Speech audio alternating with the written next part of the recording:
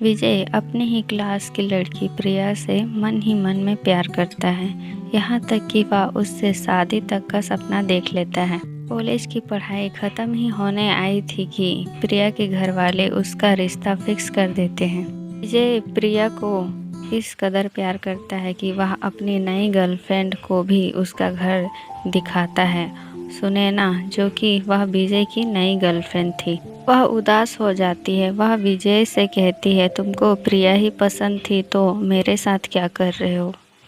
क्या सुनैना उसकी सच्चाई जानने के बाद विजय के साथ रहेगी या फिर उसे छोड़ देगी?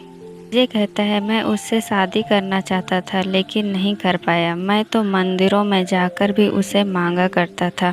मेरे किस्मत में वो नहीं है। कभी कभी लगता है मैं अकेला हूँ, लेकिन जब से तुम मेरे जीवन में आई हो, मानो मैं दोबारा से जीने लगा हूँ। ये बात सुनकर सुनैना इम्प्रेस हो जाती है।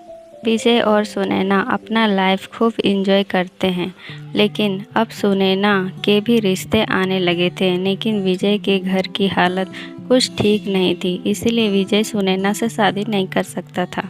सुनैना को कहता है, तुम अपने माता पिता के मर्जी से शादी कर लो, लेकिन सुनैना एक भी नहीं सुनती है, क्योंकि वह विजय को अपना पति मान चुकी थी। वह मन में सोच लेती है, वह शादी करेगी तो विजय से ही करेगी, वरना किसी से नहीं करेगी। सुनैना के लिए बार बार रिश्ते आते हैं, वह मना करती चली जाती है। सुनैना को समझाता है, मैं एक गरीब परिवार से हूँ, तुम अभी आराम से अपने घर में हो, कोई काम नहीं करती हो। मेरे घर में मैं सारा काम करता हूँ। इसे अब सुनैना को अनदेखा करने लगता है। खुद को अकेला महसूस कर रही होती है, फिर भी उसके दिलो दिमाग में विजय का ही ख्याल रहता है। विजय के अलावा कोई अच्छा नहीं लगता है, लेकिन विजय उसे कहता था, तुम किसी और से शादी कर लो, मैं तुमको कुछ नहीं दे पाऊँगा।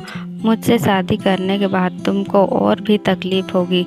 अभी तुमको कोई दिक्कत नहीं होता है, तुम जाओ मेरी लाइफ से। ये बात उसके दिलो दिमाग में चल रही थी, फिर भी वह विजय को ही प्यार करती है। विजय फिर से सुनैना को शादी करने बोलता है। सुनैना इस बार मान जाती है। वह अजय नाम के लड़के से शादी कर लेती है। विजय के कहने के कारण सुनैना शादी करती है। शादी के बाद भी सुनैना का मन विजय में लगा होता है। विजय के चक्कर में अपना फैमिली भी नहीं बना पाती है। विजय को लगता है सुनैना की शादी हो गई है, वह तो मुझे प्यार ही नहीं करती है, नहीं तो किसी और से शादी क्यों करती। अपने दोस्त के साथ शादी घर जाता है। वहाँ उसे एक लड़की दिखाई देती है, मेघा। वह अब मेघा को अपनी बीती बात बताता है और मेघा से शादी का वादा करता है।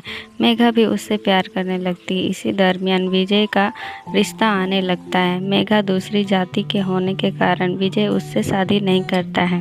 विजय की शादी ज्योति नाम की लड़की से हो जाता है। कुछ दिनों तक तो सब ठीक ही चल रहा था, लेकिन विजय को प्रिया अभी भी याद आ रही थी। वह प्रिया से ही शादी करना चाहता था।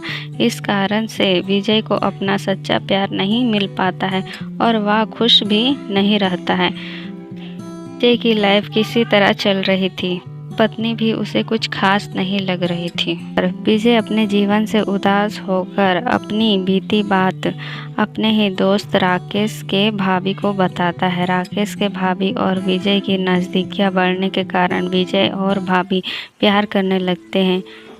ये था कलयुग का सच्चा प्यार। इस कहानी से हमें यह सीख मिलता है कि हमारे पास जितना है हमें उसी से खुश रहना चाहिए और किसी के साथ बुरा नहीं करना चाहिए, नहीं तो बाद में हमारा ही बुरा होता है और हम कभी खुश नहीं रह पाते हैं।